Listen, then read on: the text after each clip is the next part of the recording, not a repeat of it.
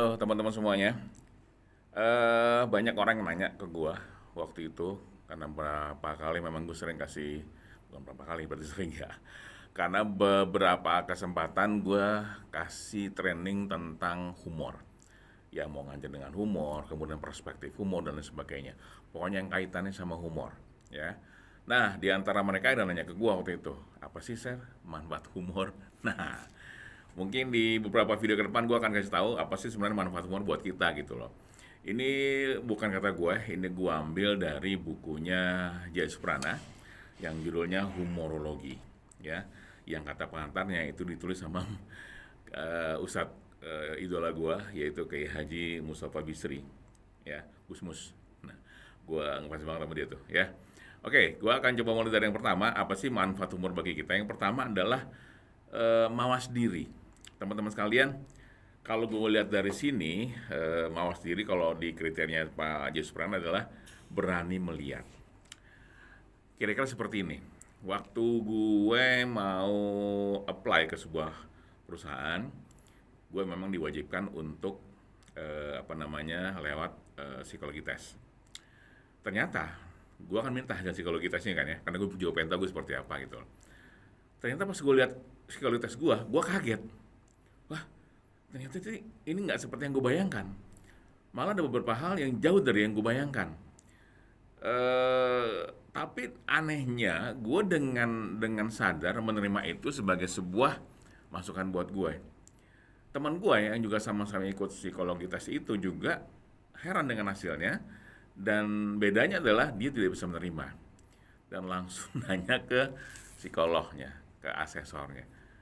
Gue sih enggak, karena gue pikir ya sudah, tinggal apa, faktanya memang begitu. Itu kan akademik ya, ada hitungannya, ada dasarnya, nggak main asal ngomong. Kenapa gue harus protes? Gue pikir gitu. Nah, gue ngobrol nih sama beberapa orang, dia bilang gini, mungkin karena lu suka humor, Ser, jadi lebih lebih bisa nerima apapun yang diarahkan ke lu. Nah, gue setuju tuh dengan kata-kata itu, dan ternyata juga ada di buku ya si Pak Jaya Suprana, bahwa kita berani melihat. Berani melihat apa? Berani ngelihat kelemahan kita sendiri. Gitu. Gue terus terang merasa diri gue bukan yang terbaik lah. Ya, mungkin beberapa orang juga banyak yang seperti itu. Tapi ada yang dirinya merasa diri paling baik, paling bener, paling oke, paling pintar dan sebagainya. Gue maaf, gue tidak di level itu karena gue merasa gue nggak sehebat itu gitu loh. Tapi ternyata malah itu yang menyelamatkan gue dari pikiran-pikiran yang mungkin selama ini orang tuh terganggu dengan merasa dirinya paling baik itu. Kemudian mawas diri tadi ternyata membuat kita lebih tangkas menemukan realitas kekurangan diri. Nah, tadi gue bilang ya, hingga tersedia kesempatan untuk diperbaiki.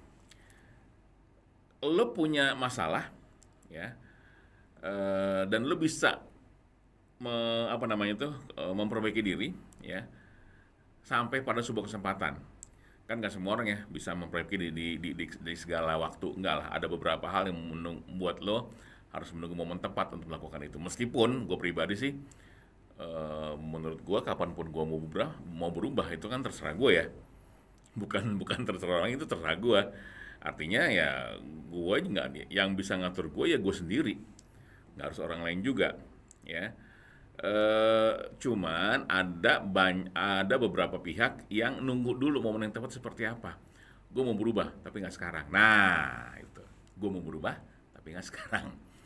Kalau gue berlebih pikir gue pengen berubah sekarang juga hayo, kapan juga hayo. Karena menurut gue punya punya kendali penuh atas diri gue. Nggak harus nunggu sampai kapan-kapan ya. Kemudian bersedia melakukan otokritik. Dengan gue tadi ngomong gue bukan yang terbaik, itu juga sebenarnya otokritik buat gue bukan merasa paling pintar, gue merasa paling bodoh malah. Gue seneng baca, tapi karena gara gue seneng baca, gue jadi merasa bahwa gue jadi orang paling bodoh di dunia. Kenapa? Karena ternyata banyak yang gue nggak tahu, ya. Jadi sebenarnya semakin gue banyak baca, kan bilang orang kalau banyak baca itu banyak yang ditahu. Enggak juga. Gue merasa karena gue seneng baca, gue merasa bahwa semakin banyak yang gue baca, semakin banyak yang gue nggak tahu. Kenapa? Karena ternyata di luar sana luas banget. Banyak hal-hal yang menuntut untuk lo pelajarin. Gue kebetulan orang yang nggak suka yang sesuatu yang berkaitan sama angka. Mohon maaf, gue memang nggak suka. Tapi di luar itu sejarah segala macam, gue suka banget tuh. Dan gue dengan sangat ikhlas menerima semua pengembangan diri terkait sama masalah itu. Tapi kenapa lo nggak bisa membuka diri sama hitung-hitungan share? Iya mungkin memang kapasitas otak gue tidak dipersiapkan untuk itu, untuk hal yang lain. Buat gue kan tidak agak susah melihat orang yang bisa semua muanya. Karena manusia bukan Tuhan. Kalau Tuhan semua muanya bisa dia. Kita enggak lah, banyak keterbatasan lah. Makanya belajar. Nah, balik lagi ke masalah mau sendiri tadi. Ketika kita tahu kapasitas kita, mawas diri, kemudian berusaha untuk memperbaiki kekurangan, ujung-ujungnya apa? Ujung-ujungnya kita nggak gampang menjudge orang lain, menghakimi orang lain. Tuh, itu manfaat umur yang buat gue penting banget, ya. Buat gue penting banget. Nah, teman-teman sekalian, berarti lo bilang bahwa orang yang nggak suka humor akan nggak seperti itu, Sir? Kebanyakan yang gue tau, mohon maaf banget, bisa aja gue salah sih ya. Tapi kayaknya semua teman-teman yang gue tahu yang punya sikap seperti itu, kebanyakan ya begitu, suka atau nggak suka, ya. Tapi apakah gue nggak mau berteman sama mereka? Ya tetap berteman lah. Cuman ada beberapa hal yang tidak akan gue diskusikan sama mereka. Ada batasan-batasannya. Bukan berarti gue nganggap mereka nggak mampu, bukan. Gue emang gue siapa. Cuma mungkin kalau gue diskusi sama mereka, gue nggak dapet hasil diskusi yang bagus menurut gue. Jadi gue akan berdiskusi sama orang yang benar-benar terbuka, mau menerima perbedaan, kekurangan, kelebihan dan lain sebagainya. Itu lebih enak. Nah, untuk jadi orang yang mawas diri, teman-teman sekalian, salah satunya adalah dengan mau berhumor atau minimal mencintai humor dan tidak memusuhi humor. Lu kesannya kok humor tuh dewa banget, bos. Bukan gue merasa humor tuh dewa. Humor itu salah satu tools, salah satu alat yang bisa lu gunakan untuk menjadikan hidup lu lebih baik. Begitu doang menurut gua. Ya,